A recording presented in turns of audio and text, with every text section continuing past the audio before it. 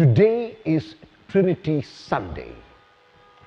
Trinity Sunday is a Sunday that is not associated with any feast, but is a celebration of God, Father, Son, and Spirit. As Christians, we believe that God is three persons and one God. And of the many things that could be said about the Trinity, I will choose three for our reflection and their implications. The first is, there is uniformity, there is unity in the Trinity. The Trinity is not God in isolation. The Trinity means that God is not an individual. The Trinity means that God is not separate, but God is united, God is community, God is three in one. The second aspect of the Trinity is that there is unity even in diversity. The Father is not the Son is not the Spirit is not the Father, and yet, though they are separate and distinct persons, there is a unity even in this diversity. And the third implication of the Trinity is that of the three persons, God sent the Son, visible, tangible, human in every sense of the word, to make God known.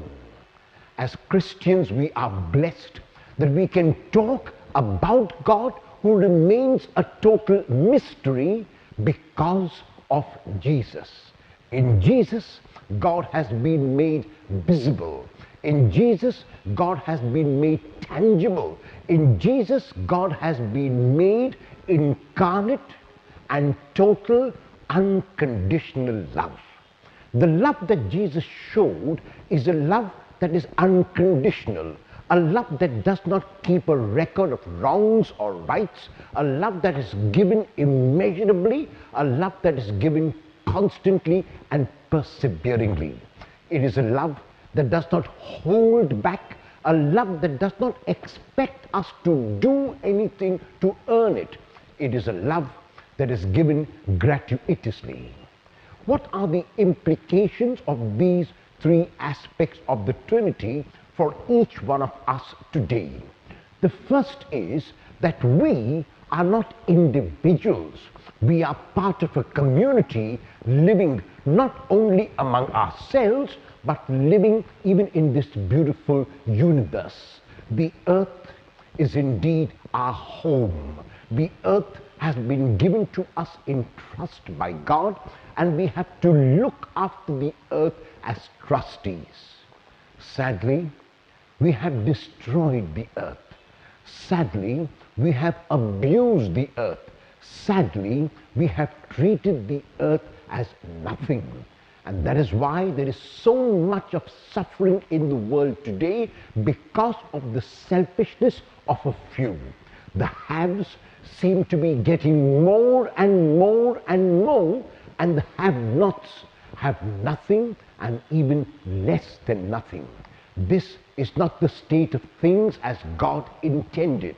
God created the world in order that we as individuals, as human beings, would look after it as if it were our home and would share whatever we have with others.